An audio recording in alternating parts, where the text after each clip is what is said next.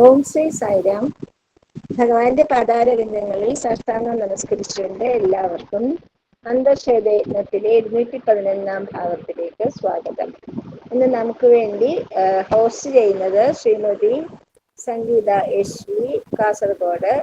നമുക്ക് വേണ്ടി വായിക്കുന്നത് ശ്രീമതി സുമാ സുരേഷ് ഇടുക്കി. നമുക്ക് വേണ്ടി കോർഡിനേറ്റ് ചെയ്യുന്നത് ശ്രീമതി ഗീത ഉണ്ണികൃഷ്ണൻ ഇടുക്കി. സോ ഗീത തുടങ്ങിക്കോളൂ. സായിരാം. ഓ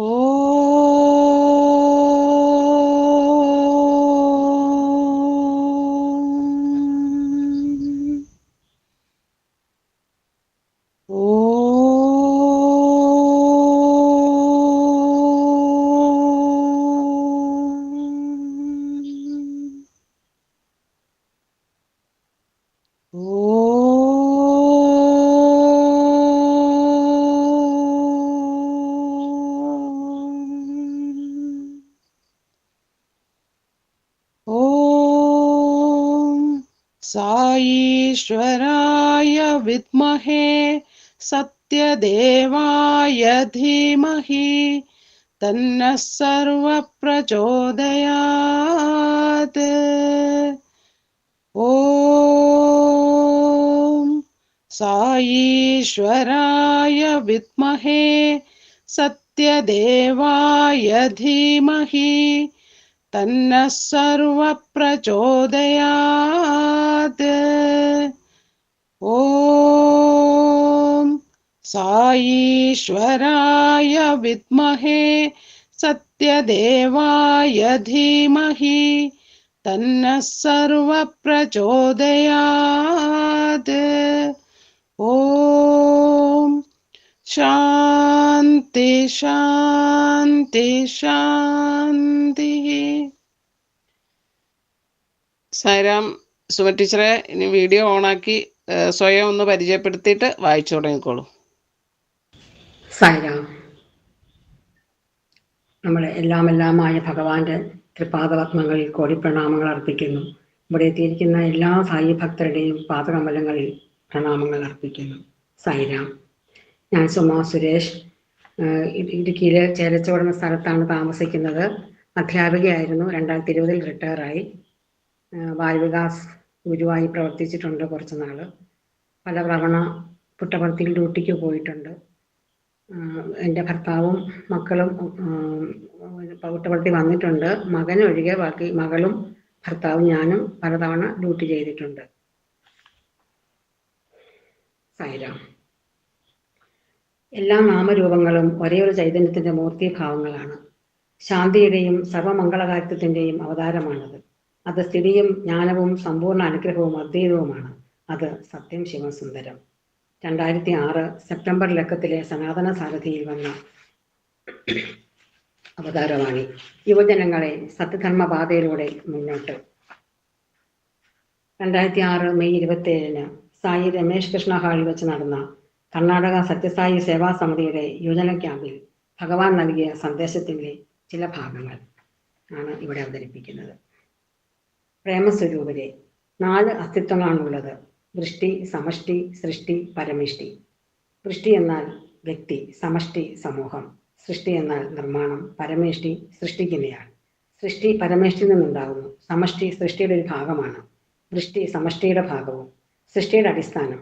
സമൂഹജീവി ആയതിനാൽ സമൂഹത്തെ സേവിക്കാൻ വ്യക്തി ബാധ്യസ്ഥനാണ്. സാമൂഹ്യ സേവനമാണ് വ്യക്തിയുടെ പ്രധാന കർത്തവ്യം. അത് അവനെ ദിവ്യശക്തി ഉള്ളവനാക്കുന്നു. സാമൂഹ്യ സേവ ഈശ്വരസേവ തന്നെയാണ്. ആർക്ക് വേണ്ടിയാണ് മനുഷ്യന്റെ നിലനിൽപ്പ്? മാനവരാശി സമൂഹത്തിന് വേണ്ടിയാണ്. സമൂഹം നിലനിൽക്കുന്നത് സൃഷ്ടിക്ക് വേണ്ടിയാണ്. ഇതാണ് എല്ലാ സൃഷ്ടിയുടെയും അടിസ്ഥാനം. സൃഷ്ടി സൃഷ്ടാവിന്റെ പ്രതിരൂപമാണ്. മനുഷ്യന് സൃഷ്ടികൾ അമൂല്യമായ സ്ഥാനമാണുള്ളത്. പക്ഷേ മനുഷ്യൻ പക്ഷിമൃഗാദികളെ പോലെ പെരുമാറാൻ തുടങ്ങിയാൽ അതുകൊണ്ട് എന്തു പ്രയോജനമാണുള്ളത്? എല്ലാ സൃഷ്ടികളിലും ദൈവിക ചൈതന്യമുണ്ട്. ഇതേ സത്യമാണ് ശ്രീകൃഷ്ണ ഭഗവാൻ ഗീതയിൽ പറയുന്നത്. മമൈവ അംശോ ജീവലോകെ ജീവഭൂത സനാതന. പരമാത്മാവ് എല്ലാ സൃഷ്ടികളിലും കുടികൊള്ളുന്നു. എല്ലാം ഈശ്വര സൃഷ്ടികളായതിനാൽ എല്ലാവരും പരസ്പരം സ്നേഹിക്കുകയും അംഗീകരിക്കുകയും വേണം. ഒരു സൃഷ്ടിയെയും ആരും വെറുക്കാൻ പാടില്ല.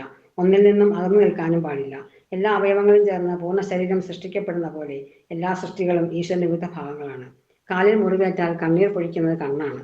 വിവിധ ശരീരാവയവങ്ങൾ തമ്മിലുള്ള ബന്ധം പോലെയാണ് ഈശ്വരനും സൃഷ്ടികളും തമ്മിലുള്ള ബന്ധം. ഈശ്വരനോട് ഏറ്റവും അടുത്തിരുന്നിട്ടും എന്തുകൊണ്ടാണ് മനുഷ്യന് ബുദ്ധിമുട്ടുകളും കഷ്ടപ്പാടുകളും അനുഭവിക്കേണ്ടി വരുന്നതെന്ന് നിങ്ങൾ ചോദിക്കാം. ഈശ്വരൻ തീർച്ചയായും മനുഷ്യരുടെയും അനുഗ്രഹത്തിന്റെയും അവതാരമാണ്. ഈശ്വരൻ ആർക്കും ബുദ്ധിമുട്ടുകളും പ്രശ്നങ്ങളും ഉണ്ടാക്കുന്നില്ല.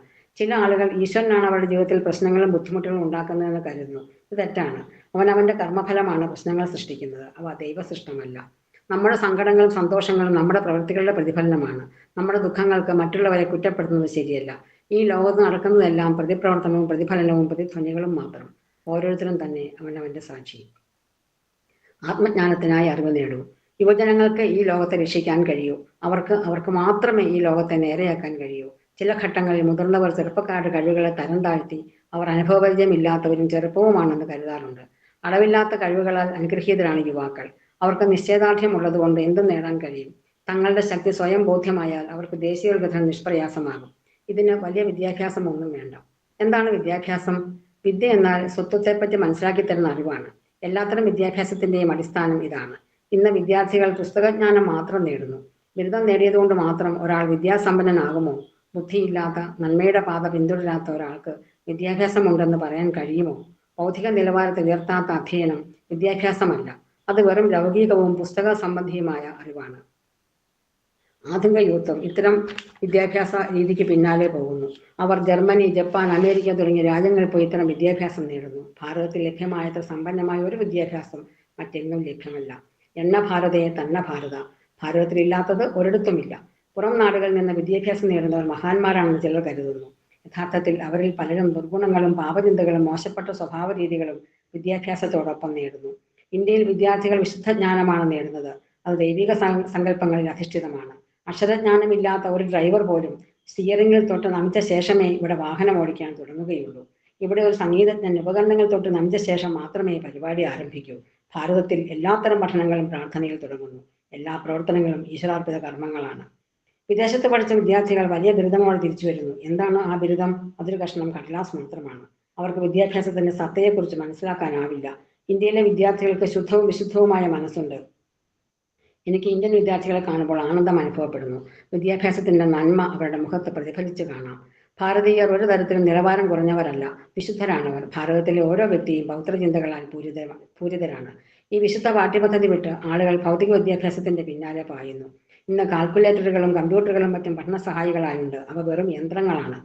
മന്ത്രങ്ങളുമായി ഈ യന്ത്രങ്ങളെ താരതമ്യം ചെയ്യാനാവില്ല. യഥാർത്ഥ മന്ത്രം വളരെയേറെ അനുഗ്രഹങ്ങൾ നേടിത്തരുന്ന ഈശ്വരനാമമാണ്. ഭാരതീയർക്ക് ഈ സത്യം മനസ്സിലാക്കാനാവുന്നില്ല. കാരണം അവരുടെ വ്യാമോഹം. പക്ഷെ അവരുടെ മനസ്സ് വിശുദ്ധമാണ്. ഭാരതം ത്യാഗഭൂമി. ഇന്ന് ആളുകൾ ലൗകിക സുഖങ്ങളുടെയും ഭൗതിക നേട്ടങ്ങളുടെയും പിന്നാലെ പാഞ്ഞ് സ്വയം നശിക്കുന്നു. ഭരണകൂടത്തിന് നിയന്ത്രിതാക്കൾ തന്നെ തെറ്റായ വഴികളിൽ സഞ്ചരിക്കുന്നു. കേവലം ലൗകിക വിദ്യാഭ്യാസം മതി നമ്മുടെ നാട്ടിലെന്ന് അവർ കരുതുന്നു. അവർ ശാസ്ത്ര സാങ്കേതിക വിദ്യകളെപ്പറ്റി സംസാരിക്കുന്നു. എന്താണ് ഈ സാങ്കേതിക വിദ്യ? അത് കുറുക്ക് വഴികളെ പറ്റിയുള്ള അറിവാണ്. അവർ അതിനെ ടെക്നോളജി എന്ന് വിളിക്കുന്നു. പക്ഷേ അത് ട്രിക്നോളജിയാണ്.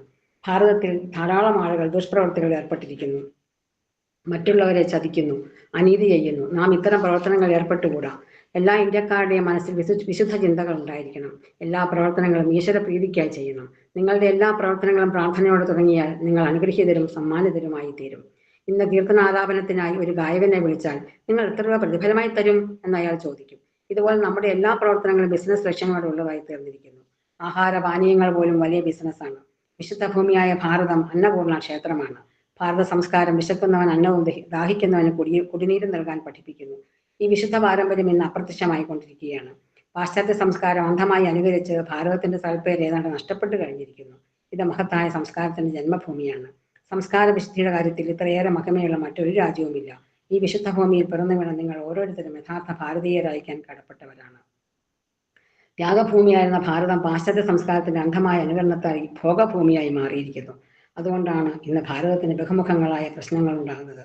നമ്മുടെ രാജ്യത്തിന് ത്യാഗമാണെന്ന ആവശ്യം, ഭോഗമല്ല. തനിക്കുള്ളതെല്ലാം ഈശ്വരന് വേണ്ടി സമർപ്പിച്ച സഖൂഭായിയുടെ മഹത്തായ ത്യാഗത ഓർത്തു നോക്കൂ. ന കർമ്മണ ന പ്രജയാ ധനേന ത്യാഗൈനൈകേന അമൃതത്വമാനാശു. പ്രവൃത്തി കൊണ്ടോ ആൾബലം കൊണ്ടോ ധനം കൊണ്ടോ അല്ല, ത്യാഗം കൊണ്ടാണ് അമൃതത്വം നേടാൻ കഴിയുന്നത്. പണമാണ് പല തിന്മകളുടെയും അടിസ്ഥാന കാരണം. പല തെറ്റുകളും ചെയ്യിക്കുന്ന പണമാണ്. സമ്പന്നരുടെ പ്രധാന ലക്ഷ്യം മക്കളെ വിദേശത്ത് വിട്ട് പഠിപ്പിക്കുക എന്നാണ്. ധനസമ്പാദനാർത്ഥം വിദേശത്തേക്ക് പോകാൻ മുതിർന്നവർ ചെറുപ്പക്കാരെ നിർബന്ധിക്കുന്നു. അമിതമായി ഉണ്ടാകുന്ന പണം മനുഷ്യനെ തിന്മകളുടെ പാതയിലേക്ക് നയിക്കുന്നു. പണം വരികയും പോവുകയും ചെയ്യും. പക്ഷേ ധാർമ്മികത വന്നാൽ വളരും. അതുകൊണ്ട് ധർമ്മം ആചരിക്കാൻ നാം തയ്യാറാകണം. ഭാരത സംസ്കാരത്തിന്റെ അടിസ്ഥാനശില സത്യവും ധർമ്മവുമാണ്. നാം ഇവയുടെ സന്ദേശവാഹകരാകാൻ ശ്രമിക്കണം. ഭാരതീയർ സത്യത്തിലും ധർമ്മത്തിലും അധിഷ്ഠിതമായ ജീവിതം നയിക്കണം. സത്യധർമാദികൾ മനുഷ്യജീവിതത്തിൽ വളരെ പ്രധാനപ്പെട്ടതാണ്. യുവജനങ്ങൾ പ്രത്യേകിച്ചും ഇവയോട് ചേർന്ന് നിൽക്കാൻ ശ്രമിക്കണം. എന്താണ് സത്യം? വാക്കും മനസ്സും പ്രവൃത്തിയും തമ്മിലുള്ള പൊരുത്തമാണ് സത്യം. അത്തരം ഒരു സ്ഥാനത്ത് മാത്രമേ സത്യത്തിന് നിലനിൽപ്പുള്ളൂ. ആളുകൾ വേദികൾ കയറി പലതും പ്രസംഗിക്കുന്നു. അവരുടെ മനസ്സിൽ വേറെ ചിലതാകും. പ്രവൃത്തി ഇവയിൽ നിന്നെല്ലാം വിഭിന്നവും. ഇതാണ് ഏറ്റവും വലിയ തെറ്റ്. പ്രേമസ്വരൂപരെ, പ്രതിസന്ധികളെ സഹനശേഷിയോടെ നേരിടുക. സന്തോഷത്തെയും സ്നേഹപൂർവ്വം സ്വീകരിക്കൂ. നിങ്ങളുടെ മനസ്സിൽ തിന്മയുടെ വിഷം നിറയ്ക്കാതിരിക്കൂ. പ്രേമം നിറയ്ക്കൂ. ഈശ്വര സമർപ്പണത്തോടെ കഴിച്ചാൽ പാഷാണവും പ്രസാദമായി മാറും. വിഷം കലർത്തിയ പാൽ കുടിക്കാൻ നിർബന്ധിതയായ മീര അതും ഈശ്വര സമർപ്പണത്തോടെ കഴിച്ചു. ഭഗവാൻ കൃഷ്ണൻ അതിൽ നിന്ന് വിഷം സ്വീകരിച്ച് പാൽ പ്രസാദമായി മീരയ്ക്ക് നൽകി. പ്രേമം മുദിത മനസ്സെ കഹോ രാമ രാമ രാം എന്ന കീർത്തനം ഭഗവാൻ പാടി. ഭഗവാൻ വീണ്ടും പ്രഭാഷണം തുടർന്നു. രാമ രാമ രാമ എന്നത് യഥാർത്ഥത്തിൽ പ്രേമ പ്രേമ പ്രേമ എന്നാണ്.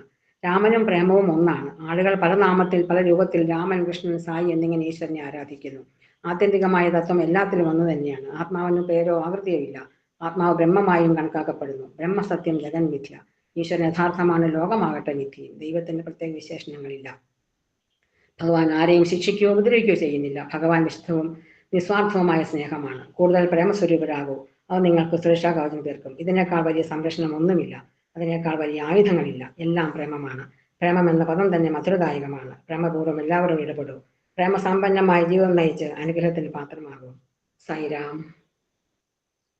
ടീച്ചറിനെ അനുഭവങ്ങൾ പറഞ്ഞോളൂ. സായിരാം. അനുഭവം എന്ന് പറഞ്ഞാൽ ഒരുപാട് കാര്യങ്ങൾ നമുക്ക് എല്ലാവർക്കും പറയാനുണ്ടെന്ന് എനിക്കറിയാം. എനിക്കും ആകെപ്പാടെ കൺഫ്യൂഷനാണ് എന്താ പറയേണ്ടതെന്ന്. ഇപ്പം എന്തായാലും ഞാൻ എങ്ങനെയാണ് ഈ സംഘടനയിലേക്ക് വന്നതെന്ന് ആദ്യം പറയാമെന്ന് വിചാരിക്കുന്നത്.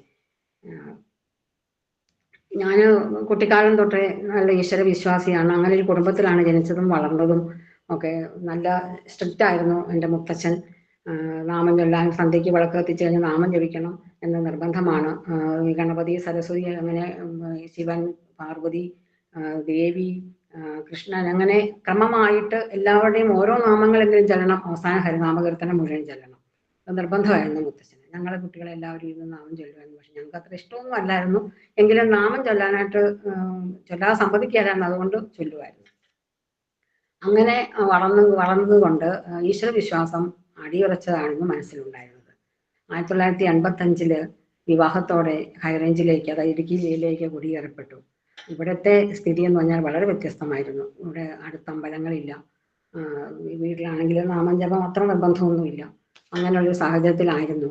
ആദ്യം കുറേ നാളൊക്കെ അങ്ങനെ തട്ടിമുട്ടിയൊക്കെ പോയി. പിന്നെ പയ്യെ ഞാൻ എൻ്റെ നാമജപം പുനരാരംഭിച്ചു.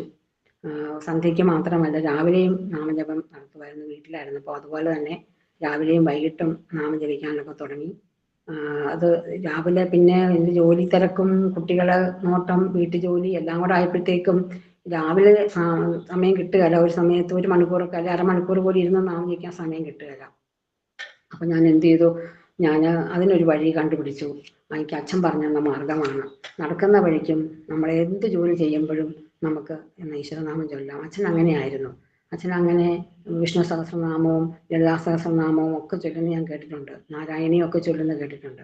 ഞാൻ അച്ഛനോട് ചോദിക്കും, അച്ഛൻ ഇത്ര നേരം അമ്പലത്തിലല്ലായിരുന്നു, അവിടെ നാമം ചോദിക്കുമല്ലായിരുന്നു, പിന്നെ എന്തിനാ ഈ നടക്കണ വഴിക്കും നാമം ചോദിക്കുന്നതെന്ന് ഞാൻ ചോദിച്ചിട്ടുണ്ട്. അപ്പം അച്ഛൻ പറഞ്ഞു, അങ്ങനെ നമ്മളെപ്പോഴും നാമം ചോദിക്കുന്നത് കൊണ്ട് നമുക്കൊരു സുരക്ഷാ കവചം ഉണ്ടാകും. നമ്മളെപ്പോഴും നാമം ചോദിക്കുന്നത് വളരെ നല്ലതാണ്. ഈശ്വരൻ എല്ലായിടത്തും ഉണ്ട്. അങ്ങനെ എനിക്ക് പറഞ്ഞു തന്നു. പക്ഷെ അന്ന് ഞാനത് അംഗീകരിച്ചൊന്നും ഇല്ലെങ്കിലും പിന്നീട് എനിക്കത് വളരെ ഉപകാരമായി.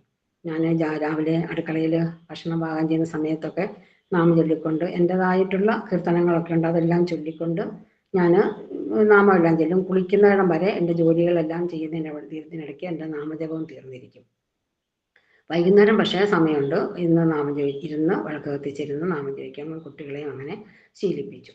എന്തായാലും ഈശ്വരൻ അനുഗ്രഹിച്ചെന്ന് പറഞ്ഞാൽ മതി. 2005 കാലഘട്ടത്തിലാണ് ചേരച്ചോട്ടിൽ സത്യസായി ബാബയുടെ പേരിലുള്ള ഭജന സംഘം രൂപീകൃതമായത്.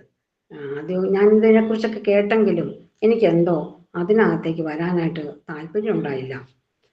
കാരണം എനിക്ക് ഈശ്വര വിശ്വാസമുണ്ട്. ഞാനിപ്പോൾ ഒരു ഈശ്വരനെ വിശ്വസിക്കുന്നുണ്ട്. പറ്റുന്ന അമ്പലങ്ങളിലൊക്കെ പോകാറുണ്ട്, നാമം ജപിക്കാറുണ്ട്. അതല്ലാതെ പുതിയൊരാളിനെ ഈശ്വരനായിട്ട് കാണാൻ എനിക്ക് എന്തോ ഭയങ്കര ബുദ്ധിമുട്ടായിട്ട് തോന്നി. അത് ശരിയല്ലെന്ന് എൻ്റെ മനസ്സ് പല പ്രാവശ്യം പറഞ്ഞു. അതുകൊണ്ട് ഞാൻ അതിനകത്തൊന്നും പോയില്ല. എൻ്റെ കൂടെ ജോലി ഉണ്ടായിരുന്ന തുളസി എന്ന് പറഞ്ഞ ടീച്ചർ ഉണ്ടായിരുന്നു. ആ ടീച്ചർ ആ സമയത്ത് എൻ്റെ സ്കൂളിലല്ല, വേറെ സ്കൂളിലേക്ക് മാറിപ്പോയായിരുന്നു. എങ്കിലും ഇടയ്ക്ക് കാണുമ്പോഴൊക്കെ എന്നോട് പറയും, ഇങ്ങനെ ഒരു ഭജന തുടങ്ങിയിട്ടുണ്ട് കേട്ടോ, ഒരു പ്രാർത്ഥന തുടങ്ങിയിട്ടുണ്ട്, വണ്ണം നല്ലതാ കേട്ടോ ടീച്ചറെ എന്നെന്നോട് പറഞ്ഞിട്ടുണ്ട്. അപ്പം ഞാൻ പക്ഷേ അതിനൊന്നും അത്ര വില കൽപ്പിച്ചില്ല. കുറച്ച് മാസങ്ങൾ കഴിഞ്ഞപ്പോൾ ഈ സംഘടനയിൽപ്പെട്ട ചില ആളുകൾ എൻ്റെ ഹസ്ബൻഡിൻ്റെ കടയിൽ ചെന്ന് പറഞ്ഞു, സുരേഷേ ഇവിടെ ഇങ്ങനെ പ്രാർത്ഥനയുണ്ട്, ഒന്ന് പങ്കെടുത്താൽ നല്ല കേട്ടോ, ഞായറാഴ്ച ദിവസമാണല്ലോ എന്ന് പറഞ്ഞു. അപ്പോൾ പറഞ്ഞു, ഞായറാഴ്ച എനിക്ക് കടയുണ്ടല്ലോ, ഞാനിങ്ങനെ കട ഞായറാഴ്ച തുറക്കുന്നുണ്ടല്ലോ, അപ്പം എനിക്ക് വരാൻ പറ്റില്ലല്ലോ എന്ന് പറഞ്ഞു. അദ്ദേഹത്തിന് അല്ലെങ്കിലും പ്രാർത്ഥനയൊന്നും അത്ര വലിയ താല്പര്യമുള്ള ആളല്ല. ഇങ്ങനെ ഇങ്ങനെ ഒന്ന് തൊഴുമ്പോഴത്തേക്കുമ്പോൾ ഇങ്ങനെ ഒന്ന് തൊഴുതേച്ച് പോകുന്നുള്ളതല്ലാതെ ഇരുന്ന് നാമം ചൊല്ലിക്കുന്നത് ഞാൻ കണ്ടിട്ടേ ഇല്ല. അമ്പലത്തിലൊക്കെ പോകും, എന്നാലും അങ്ങനെ കണ്ടിട്ടില്ല. അപ്പോൾ അദ്ദേഹം അങ്ങനെ പറഞ്ഞു. അന്നേരം ആ ചേട്ടൻ പറഞ്ഞു, രവി എന്നാണ് ആ ചേട്ടൻ്റെ പേര്. ആ ചേട്ടൻ പറഞ്ഞു, പിന്നെ ഒരു കാര്യം, ടീച്ചറിനെയും പിള്ളേരെയും വിട് പ്രാർത്ഥനയ്ക്കെന്ന് പറഞ്ഞു, സുരേഷിന് സമയമില്ലെങ്കിൽ. നോക്കട്ടെ ചോദിക്കട്ടെ എന്ന് പറഞ്ഞു. അങ്ങനെ ഒരു 3-4 ആഴ്ച കടന്നുപോയി. ഒരു ദിവസം എന്നോട് പറഞ്ഞു, ആ ചേട്ടൻ ഭയങ്കര നിർബന്ധമാണ്, പോയേ പറ്റുള്ളൂ, ഒരു കാര്യം ചെയ്യാം, അടുത്ത ഞായറാഴ്ച എന്തായാലും എനിക്ക് വേണ്ടി ഒന്ന് പോകണം, എനിക്ക് വേണ്ടി പോയാൽ അത് ഇഷ്ടമില്ലെങ്കിൽ പിന്നെ പോവുക വേണ്ട, ഞാൻ നിർബന്ധിക്കുകയില്ല, ഞാൻ ഈ കാര്യം പറയുകയില്ല, പക്ഷെ അടുത്ത ഞായറാഴ്ച എന്തായാലും ഒന്ന് പോകണം എനിക്ക് വേണ്ടി എന്ന് പറഞ്ഞു. ഞാൻ മനസ്സോടെ പോകാൻ തീരുമാനിച്ചു. പോകാതിരിക്കാൻ പറ്റില്ലല്ലോ ഇങ്ങനെ പറയുമ്പോൾ. പക്ഷേ ആ ഞായറാഴ്ചത്തെ പ്രാർത്ഥന, അന്ന് മുതൽ ഞായറാഴ്ചത്തെ പ്രാർത്ഥന വ്യാഴാഴ്ചത്തേക്ക് മാറ്റിവെച്ചു. അപ്പം ഞാൻ സന്തോഷിച്ചു. ഞാൻ പറഞ്ഞു, അത് പറഞ്ഞാൽ മതി, വ്യാഴാഴ്ച സ്കൂളിൽ പോകണമല്ലോ, അതുകൊണ്ട് വരാത്തതെന്ന് പറഞ്ഞാൽ മതി അവരോടെന്ന് പറഞ്ഞു. അങ്ങനെ ഞാൻ ആ വ്യാഴാഴ്ചയും പോയില്ല. അവസാനം അപ്പോൾ ഉടനെ ആ ചേട്ടൻ വന്നേച്ച് പറഞ്ഞു, അയ്യോ ടീച്ചറിന് ഇത്രയും അടുത്തല്ലേ സ്കൂൾ, ഇത്ര അടുത്തല്ലേ, ദൂരെയുള്ള കുട്ടികൾ, കഞ്ഞിക്കുഴിയിലൊക്കെ പഠിക്കുന്ന കുട്ടികളും പഠിപ്പിക്കുന്ന ടീച്ചേഴ്സും ഒക്കെ വരുന്നുണ്ടല്ലോ ഇവിടെ പ്രാർത്ഥനയ്ക്ക്, ടീച്ചർ ഇത്ര അടുത്തല്ലേ, 4 മണിയാകുമ്പം സ്കൂൾ വിട്ട് വീട്ടിലെത്തിയാലേ 5 മണിക്ക് ആ പ്രാർത്ഥന തുടങ്ങുന്നത്, അതിന് മുമ്പ് വരാൻ എന്തുമാത്രം സമയമുണ്ട്, ഒരു പ്രാവശ്യം ഒന്ന് വരാൻ പറ സുരേഷേ എന്ന് പറഞ്ഞു. ശരി അങ്ങനെ ആയിക്കോട്ടെ എന്ന് പറഞ്ഞു വന്നു. പിന്നത്തെ വ്യാഴാഴ്ച നിർബന്ധമായിട്ടും പോകണമെന്ന് എന്നോട് പറഞ്ഞു. ശരി എന്ന് ഞാൻ സമ്മതിച്ചു. എൻ്റെ മോള് 10ാം ക്ലാസ്സിൽ പഠിക്കുന്ന സമയമാണെന്ന്. അവൾ കഞ്ഞിക്കുഴിയിൽ, അവിടെ ദൂരെയാണ്, ഞാനിവിടെ അടുത്താണ്. അപ്പോൾ ഞാൻ സ്കൂളിൽ നിന്ന് വിട്ട് ചായയൊക്കെ കുടിച്ച് വളരെ റിലാക്സ് ചെയ്ത് പതുക്കെ സെൻറ്ററിലേക്ക് ചെന്നു. അവിടെ ചെന്നപ്പോഴത്തേക്ക് 5 മണി ആകാറായപ്പോഴാണ് ഞാൻ ചെല്ലുന്നത്. കാരണം ഞാൻ എനിക്ക് വേണ്ടിയല്ലോ ചെല്ലുന്നത്, അവർക്ക് വേണ്ടിയിട്ടല്ലേ. ഒരു ഭാവമാണ് എൻ്റെ മനസ്സിലും എൻ്റെ മുഖത്തും. അപ്പോൾ ഞാൻ ഏറ്റവും പുറകിൽ നിന്നു. 5 മണിയാകുന്നു, സമയം 5 മണിയാകുന്നു, ഞാൻ പ്രാർത്ഥന തുടങ്ങിയപ്പോഴത്തേക്കും എല്ലാവരും എന്നെ വലിയ ടീച്ചർ എന്നൊക്കെ പറഞ്ഞ് വലിയ സന്തോഷമായിട്ടൊക്കെ സ്വീകരിച്ചു, വലിയ VIP പോലെയൊക്കെ എന്നെ കണക്കാക്കി. അതൊക്കെ എനിക്ക് വലിയ സന്തോഷമായി. എന്നാലും ഞാൻ എൻ്റെ മനസ്സിൽ വിചാരിക്കുകയാണ്, ഞാൻ നിങ്ങൾക്ക് വേണ്ടിയായിട്ട് ആണ് വന്നേക്കണത് കേട്ടോ, എനിക്ക് വേണ്ടിയിട്ടല്ല, നിങ്ങൾ പറഞ്ഞിട്ട് വന്നേക്കണതാണ് എന്നൊരു ഭാവം എൻ്റെ മനസ്സിൽ നല്ലപോലെ ഉണ്ടായിരുന്നു, എൻ്റെ മുഖത്തും ഉണ്ടായി കാണും. എന്തായാലും പ്രാർത്ഥന അങ്ങ് തുടങ്ങി. ആദ്യം എന്തൊക്കെയോ പറഞ്ഞു കഴിഞ്ഞ ശേഷം അർച്ചനയായിരുന്നു. അർച്ചന ചെയ്ത് കഴിഞ്ഞിട്ട് പിന്നെ ഭജന അങ്ങ് തുടങ്ങി എന്ന് പറഞ്ഞാൽ ഒരു ഗണപതി ഭഗവാന്റെ മുതൽ ഞാൻ ചൊല്ലാറുള്ള ഭജനകളൊക്കെ തന്നെ, ആ കാര്യങ്ങളൊക്കെ തന്നെ. ഭജനയ്ക്ക് വ്യത്യാസമുണ്ട്, എന്നാലും പാട്ടുകൾക്കൊക്കെ വ്യത്യാസമുണ്ട്, കീർത്തനങ്ങൾക്ക് വ്യത്യാസമുണ്ട്, എന്നിരുന്നാലും കാര്യങ്ങളെല്ലാം ഒന്ന് തന്നെ. ഇടയ്ക്കിടയ്ക്ക് സായി എന്ന് പറയുന്നുണ്ടെന്നുള്ളതല്ലാതെ വേറൊരു വ്യത്യാസവും ഞാൻ കണ്ടില്ല. തന്നെയുമല്ല, ഈ ഭജനയ്ക്ക് ഭയങ്കരമായൊരു ആകർഷണം. ഞാൻ അറിയാതെ കൈയടിച്ചു പോയി പ്രാർത്ഥനയ്ക്ക്, കൂടെ പാടി. കാരണം കൂടെ പാടാൻ വിഷമമൊന്നുമില്ല, ഒരു വരി കേട്ടാൽ നമുക്ക് ഏറ്റുപാടാൻ വിഷമമില്ലല്ലോ. അതും വളരെ താളാത്മകമായിട്ട് എല്ലാവരും ഒത്തുചേർന്ന് പാടുന്നു. ഞാൻ അറിയാതെ അതിൽ ലയിച്ചു പോയി. ഭയങ്കരമായൊരു ആകർഷണ ശക്തി ആ പാട്ടുകൾക്ക് പിന്നിലുണ്ടായിരുന്നു എന്നുള്ളത് സത്യം തന്നെയാണ്. അടുത്ത വ്യാഴാഴ്ച ആരും പറയാനില്ലായിരുന്നു, ഞാൻ തന്നെ പോയി പ്രാർത്ഥനയ്ക്ക്. ഞാൻ അന്ന് തീരുമാനിച്ചു, അടുത്ത പ്രാർത്ഥനയ്ക്കും അടുത്ത ആഴ്ചയിലും ഞാൻ വരും എന്ന്. പിന്നത്തെ എല്ലാ വ്യാഴാഴ്ചകളിലും ഞാൻ ഓടിയെത്തുമായിരുന്നു. ഏറ്റവും ആദ്യം എന്നുള്ള രീതിയിൽ തന്നെ ഞാൻ ആ ഭജനയ്ക്ക് അല്ലെങ്കിൽ പ്രാർത്ഥനയ്ക്ക് ആ സെൻറ്ററിലേക്ക് ഓടിയെത്തുമായിരുന്നു. പിന്നീട് ഭഗവാൻ അങ്ങോട്ട് നമ്മളെങ്ങ് പിടിച്ചടിപ്പിക്കുന്നത്, ശ്രുതി സായി സച്ചരിതത്തിൽ നമ്മൾ വായിച്ചിട്ടുണ്ടല്ലോ, ചരട് കെട്ടിവിട്ട പക്ഷിയെ വലിച്ചടുപ്പിക്കുന്ന പോലെ ലോകത്തിൻ്റെ ഏത് കോണിലായാലും ഭഗവാൻ തൻ്റെ ഭക്തരെ തന്നിലേക്ക് അടുപ്പിക്കുമെന്ന്. അപ്പം അത് എൻ്റെ കാര്യത്തിൽ അത് വളരെ ശരിയായിരുന്നു എന്ന് എനിക്ക് ആ ഒരൊറ്റ നിമിഷം കൊണ്ട് തന്നെ മനസ്സിലായി, ബോധ്യപ്പെട്ടു. അങ്ങനെ 2005 തുടങ്ങിയ ബന്ധം, ഭഗവാനുള്ള ബന്ധം, 2006 ഞാൻ ആദ്യമായി പുട്ടപർത്തിയിൽ ഡ്യൂട്ടിക്ക് പോകാനെത്തി. സമയം കഴിഞ്ഞോ സായിരാം? സമയമായോ? പറഞ്ഞോളൂ ടീച്ചറെ. 25 വരെ പറഞ്ഞു. അങ്ങനെ ഒരു പുട്ടപർത്തിക്ക് ആദ്യമായി ഡ്യൂട്ടിക്ക് പോവാണ്. അപ്പോൾ എൻ്റെ ഭർത്താവുണ്ട്, മകനുണ്ട്. മകള് വേറെ സ്ഥലത്താണ് പഠിക്കുന്നത്. അവിടെ ചേട്ടൻ്റെ പെങ്ങളുടെ വീട്ടിൽ നിന്നാണ് പഠിക്കുന്നത്, കിടങ്ങൂര്. അവൾ ഇവിടെ ഇല്ല. അപ്പം മോനും ഹസ്ബൻഡും ഉണ്ട്. ഞങ്ങളുടെ വീടിനടുത്തുണ്ടായിരുന്ന, എൻ്റെ വീടിനടുത്തുണ്ടായിരുന്ന ഒരു ക്രിസ്ത്യൻ കുട്ടിയുണ്ടായിരുന്നു. അവൻ ഇവിടെ ജോലിയായിട്ട് വന്ന് ഞങ്ങളുടെ കൂടെ താമസിക്കുമായിരുന്നു. അങ്ങനെ ഈ 3 ആണുങ്ങളെ ഞാൻ ഏൽപ്പിച്ചിട്ട്, അടുക്കളയൊക്കെ ഏൽപ്പിച്ചിട്ട് ഞാൻ പോകാൻ, എനിക്ക് അനുവാദം കിട്ടി പൊക്കോളാൻ ഞാൻ പോന്നു. അങ്ങനെ ഞങ്ങൾ ആദ്യമായിട്ട് ഞാൻ പുട്ടപർത്തി, ഞാൻ തന്നെയാണ് ആദ്യം പുട്ടപർത്തിക്ക് വന്നത്. ഡ്യൂട്ടിക്കാണ് ആദ്യം വന്നത്. എനിക്കപ്പോൾ ഭഗവാന്റെ കാര്യങ്ങളൊന്നും അറിയില്ല. കാരണം എന്താണെന്ന് വെച്ചാൽ ഞാൻ ഈ ഭജന കഴിയുമ്പോഴേ ഇറങ്ങി ഓടും വീട്ടിലേക്ക്. കാരണം മോള് സ്കൂളിൽ നിന്ന് വരുന്ന സമയം ആകാറായി. അപ്പോൾ സന്ധ്യ ആയിക്കഴിഞ്ഞാൽ പിന്നെ അവളെ തന്നെ ഇരുത്താൻ പറ്റില്ലല്ലോ. അതുകൊണ്ട് ഞാൻ ഈ സത്സംഗമൊന്നും കേൾക്കാൻ ഒരിക്കലും നിന്നിട്ടില്ല. അതുകൊണ്ട് ഭഗവാനെ കുറിച്ചൊന്നും എനിക്ക് അറിയില്ല. പിന്നെ കുറച്ചൊക്കെ ഏറ്റവും അവസാനത്തെ സത്സംഗങ്ങളിലൊക്കെ പറയുന്നതൊക്കെ കേട്ട് കുറച്ചൊക്കെ കേട്ടാണ് ഞാൻ പുട്ടപർത്തിക്ക് പോകാൻ തീരുമാനിച്ചു പോയത്. ഞങ്ങള് ഒരു 10-40 പേരുള്ള ഒരു സംഘമാണ് ഞങ്ങൾ ആദ്യം അന്ന് പുട്ടപർത്തിക്ക് അന്ന് പോകുന്നത്, ഇവിടുന്ന് ചേലച്ചോട്ടിന്ന്. അവിടെ ചെന്ന് കഴിഞ്ഞപ്പോഴത്തേക്കും ഞങ്ങൾ ഒരു വഴി വാതിൽ കൂടെ, ഗണേശന്റെ മുമ്പിലുള്ള ഗേറ്റിൽ കൂടെ ഞങ്ങൾ കയറി. അപ്പുറത്തെ വാതിൽ കൂടെ ഭഗവാൻ പോയി എന്നറിഞ്ഞു. ഞങ്ങൾക്ക് എല്ലാവർക്കും ഭഗവാൻ ഭയങ്കരമായ സങ്കടമായിട്ടോ, ഭഗവാനെ ഒന്നും കാണാൻ പറ്റില്ലല്ലോ. ഡ്യൂട്ടി പക്ഷേ പിറ്റേ ദിവസം തന്നെ ഡ്യൂട്ടി തുടങ്ങി. ഡ്യൂട്ടിയൊക്കെ ഭംഗിയായിട്ട് ഞങ്ങൾ ചെയ്തു, എല്ലാവരും ചെയ്തു. അവസാനം തീരുന്ന ദിവസം, ഡ്യൂട്ടി തീരുക, ഇന്നുകൊണ്ട് തീരുക, നാളത്തെ കഴിഞ്ഞ് എല്ലാവരും പോകണം, നാളെ രാവിലെ ഉച്ചയ്ക്ക് അങ്ങാണ്ട് തീരും അന്നേരം. അപ്പോൾ എല്ലാവരും തിരിച്ചു പോകണം, കേരളത്തിലേക്ക് പോരണല്ലോ. എല്ലാവർക്കും സങ്കടമാണ്. അപ്പം അവിടെ നിന്ന് ഒരു അമ്മ പറഞ്ഞു, അവിടെ ഇരുന്ന് പ്രാർത്ഥിച്ചോ. ഞങ്ങൾക്ക് ഡ്യൂട്ടിക്ക് കയറുന്ന സമയത്തിന് മുമ്പുള്ള ഭജന, അതായത് വൈകുന്നേരത്തെ 5 മണിക്കുള്ള ഭജനയ്ക്ക് അകത്ത് കയറാൻ പറ്റിയില്ല. അപ്പോൾ പുറത്തിരുന്ന് പ്രാർത്ഥിച്ചോളാം പറഞ്ഞു. ഗണേശന്റെ അമ്പലത്തിന്റെ തൊട്ടടുത്ത്, നമ്മളെ ഓങ്കാരത്തിനൊക്കെ കയറുന്ന ആ ഭാഗത്തിന്റെ അവിടെ ഇരുന്ന് ഞങ്ങൾ കുറച്ച് പേര്, ഞങ്ങൾ കൂടെ ഉണ്ടായിരുന്ന സ്ത്രീകളെല്ലാം കൂടി അവിടെ ഇരുന്ന് ഞങ്ങൾ ഈ ഭജന കേട്ടോണ്ടിരിക്കുക. അപ്പം ഞാൻ ആകപ്പാടെ സങ്കടപ്പെട്ട് കണ്ണീരൊഴുക്കി കരഞ്ഞു പോയെന്ന് പറഞ്ഞാൽ എനിക്ക് ഭയങ്കരമായ സങ്കടമാണ്. കാരണം ഭഗവാനെ ഒരു നോക്കൊന്ന് കാണാൻ ഉള്ള കൊതി കൊണ്ടാണ് ഓടിയെത്തിയത്. ഇനിയും എനിക്ക് ഒരു അവസരം കൂടെ കിട്ടുമെന്ന് എനിക്ക് യാതൊരു ഉറപ്പുമില്ല. കാരണം വീട്ടിൽ വേറെ ആരും ഇതിലേക്ക് വന്നിട്ടില്ല. വിളിക്കുമ്പോഴൊക്കെ ചോദിക്കുന്നത്, പുള്ളിയെ കണ്ടോ, അങ്ങേരെ കണ്ടോ എന്നൊക്കെയാണ് ചോദിക്കുന്നത്. അപ്പൊ ആ ഒരു നിലയിൽ നിന്ന് ഇനി എനിക്ക് ഒരിക്കലെങ്കിലും എനിക്ക് വരാൻ പറ്റുമെന്ന് എനിക്കൊരു വിശ്വാസമില്ല.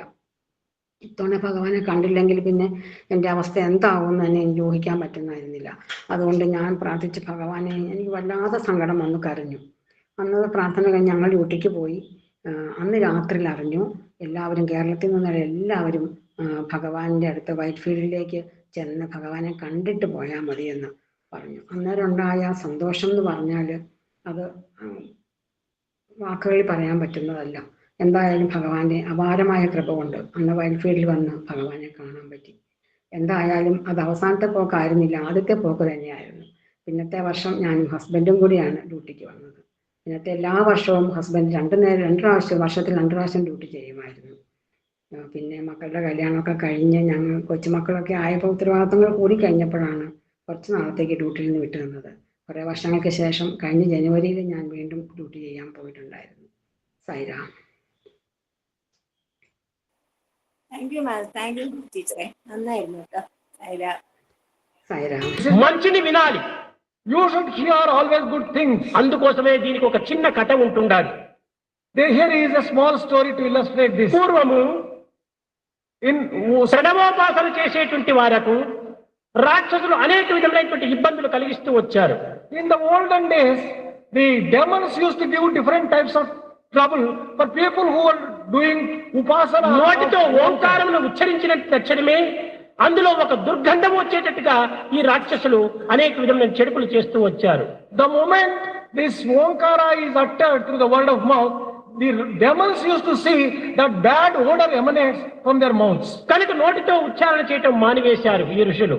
These rishis gave up reciting by word of mouth. చెవులతో ఈ యొక్క పవిత్రమైన యొక్క శబ్దమును శ్రవణం చేయడానికి ప్రయత్నించారు. They wanted to hear the same sound through their ears. ఈ చెవుల యందు కూడా దుశ్శబ్దములను అభివృద్ధి గావించుకుంటూ వచ్చారు రాక్షసులు. Demons began developing bad sound in the ears of the నాసికముతో ఈ యొక్క ఉచ్ఛ్వాస నిశ్వాసము లోపల ఓంకారమును ప్రణవాన్ని సాధన చేస్తూ వచ్చారు. They began practicing this pranava in the form of inhaling and exhaling. మరింత దుర్గంధం అధికంగా గావించుతూ వచ్చారు రాక్షసులు. Demons also tried to spoil that. ఇది సరి అయినది కాదని విశ్వసించారు దేవతలు. Gods told themselves that this is not right. ఈ యొక్క ప్రణవాన్ని ప్రాణములో పెట్టుకొని పోషిస్తూ వచ్చారు, ఉచ్చరిస్తూ వచ్చారు. They began fostering this pranava, keeping it in their life breath. కానీ రాక్షసులు అంగముల వరకు ప్రవేశించవచ్చునే కానీ ప్రాణం వరకు ప్రవేశించేటువంటి అధికారం లేదు. Demons have the power to go up to the limbs of the body. They cannot go up to the life principle in them.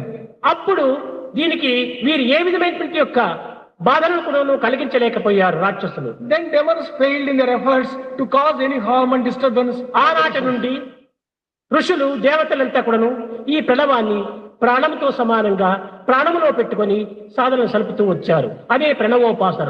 The gods and the rishis of those days fostered this pranava in their prana, in their life principle, and this is the pranavopasana. ఈ ప్రణవోపాసన యందు దేవతలకు కేవలం రాక్షసుల నుండి వారి తప్పించుకునే నిమిత్తమే ప్రాణములందు పెట్టుకుని పోషించారు. Gods, in order to free themselves from the influence and ఈ ప్రణవమే దైవము, ప్రణవమే బ్రహ్మము. ఓం ఏకాక్షరం బ్రహ్మ. This pranava is God, this pranava is Brahma. అయమాత్మ బ్రహ్మ, ఈ ఆత్మనే బ్రహ్మ. I am Atma Brahma. కనుక ప్రణవము ఆత్మ బ్రహ్మ మూడు ఒక్కటే అనేటువంటి భావంతో భగవంతుని మనం ప్రాణములో పెట్టుకుని మనం పూజించాలి, ప్రాణములో పెట్టుకుని ప్రేమించాలి, ప్రాణ సమానంగా ప్రేమించాలి. ఇది సరి అయిన భక్తి. We should recognize the truth that Om, Atma and Brahma are one and the same, and we should keep this in our prana, in our life itself, and foster it and develop it. చూసి సాయిరాం బయటట్టు మాత్రం సాయిరాం, లోపల దొంగరాం. ఎక్కడ ఉంది Sairam? Externally and physically you say Sai Ram, but internally you do not have such sacred. నిజముగా సాయిరాం అనేటువంటి హృదయ నాడం నుంచి కూడా ప్రారంభం కావాలి. That word Sai Ram should come from the core of the heart. സായിരാനി ഭജന പാടിക്കോളൂ ടീച്ചറെ. സായിരാം. ആനന്ദ സാഗരാ മുരളീധരാ, ആനന്ദ സാഗരാ മുരളീധരാ, മീരാ പ്രഭു രാധേ ശ്യാമ വേണുഗോപാല, മീരാ പ്രഭു രാധേ ശ്യാമ വേണുഗോപാല, ആനന്ദ സാഗരാ മുരളീധരാ, ആനന്ദ സാഗരാ മുരളീധരാ, നന്ദ യശോദ ആനന്ദ കിശോര, നന്ദ യശോദ ആനന്ദ കിശോര, ജയ് ജയ് ഗോകുല ബാല, ജയ് വേണുഗോപാല, ജയ് ജയ് ഗോകുല ബാല, ജയ് സായി ഗോപാല, ആനന്ദ സാഗരാ മുരളീധരാ, ആനന്ദ സാഗരാ മുരളീധരാ, മീരാ പ്രഭു രാധേ ശ്യാമ വേണുഗോപാല, മീരാ പ്രഭു രാധേ ശ്യാമ വേണുഗോപാല, ആനന്ദ സാഗരാ മുരളീധരാ, നന്ദ യശോദ ആനന്ദ കിശോര, നന്ദ യശോദ ആനന്ദ കിശോര, ജയ് ജയ് ഗോകുല ബാല, ജയ് വേണുഗോപാല, ജയ് ജയ് ഗോകുല ബാല, ജയ് സായി ഗോപാല, ആനന്ദ സാഗരാ മുരളീധര. സായി ഉപമ. ഞാൻ പ്രസംഗിക്കുകയല്ല, നിങ്ങളുമായി സംവദിക്കുകയാണ് ചെയ്യുന്നത്. ഇവിടെ ഇപ്പോൾ നല്ല നല്ല പ്രഭാഷണങ്ങൾ നിങ്ങളുടെ കാതുകൾക്ക് സദ്യ തന്നെ ആയിരുന്നു. മറിച്ച് എന്റെ സംഭാഷണം നിങ്ങളുടെ മനസ്സിന് വേണ്ട മരുന്നാണ്. അവരുടേത് ലെക്ചേഴ്സ് ആണ്, എന്റേത് മിക്സ്ചേഴ്സ് ആണ്. അതായത് അത് പ്രസംഗവും എന്റേത് ഔഷധവുമാണ്. ഭഗവാൻ ബാബ. സായിരാം. സമസ്തലോകാഃ സുഖിനോ ഭവന്തു, സമസ്തലോകാഃ സുഖിനോ ഭവന്തു, സമസ്തലോകാഃ സുഖിനോ ഭവന്തു. ഓം शांति शांति शांति।